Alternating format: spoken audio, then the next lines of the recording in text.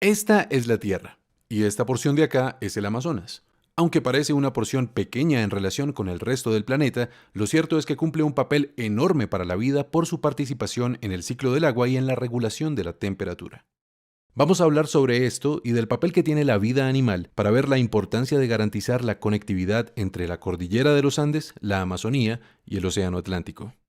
Una metáfora muy usual para referirse a la selva del Amazonas es la del pulmón, por su intercambio de oxígeno y dióxido de carbono con la atmósfera, algo fundamental para que todos podamos respirar. Sin embargo, la selva va mucho más lejos, tanto así que sin ella gran parte de América del Sur sería un desierto. ¿Pero por qué?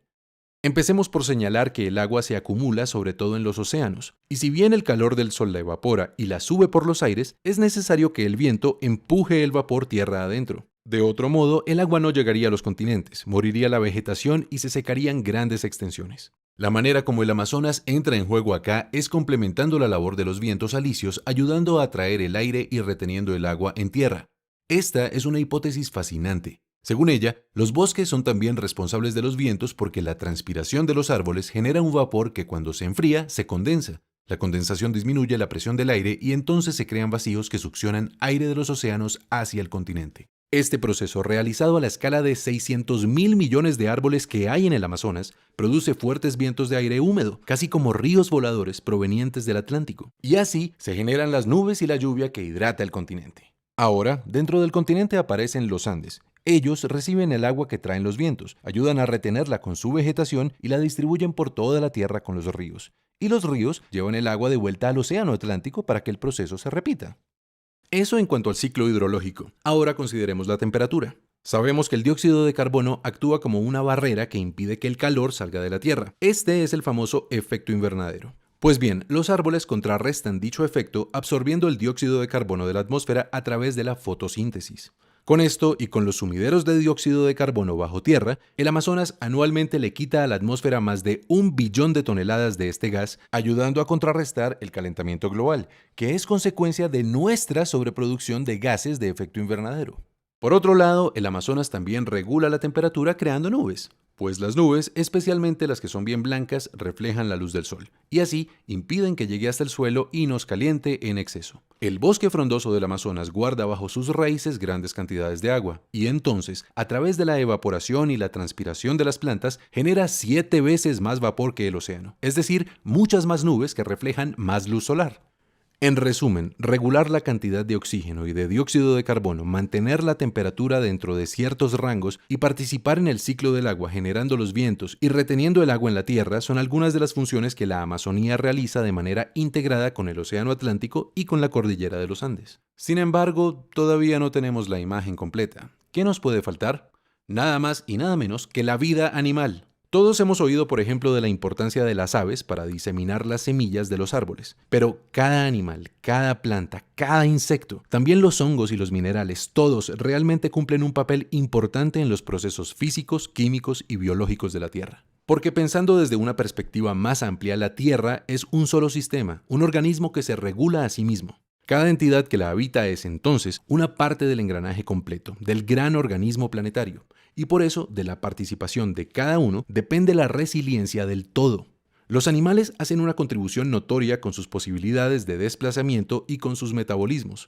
Pero hay un animal bastante particular, capaz de transformar de maneras nunca antes vistas la Tierra: el hombre.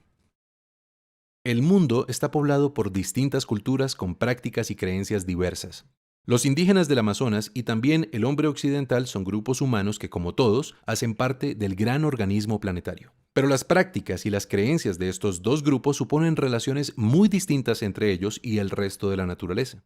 ¿Cuáles han sido sus relaciones con el Amazonas? Empecemos por los pueblos indígenas. Si bien hay más de 400 culturas diferentes habitando la selva, lo cierto es que a todas ellas les es común una forma de relacionarse con la naturaleza. En su pensamiento y sus prácticas, ellos se fusionan con el aire, con el agua, la vegetación y los animales. Reconocen pues que sus cuerpos, su vida misma es interdependiente con la selva, y de esta manera se comportan como sus aliados.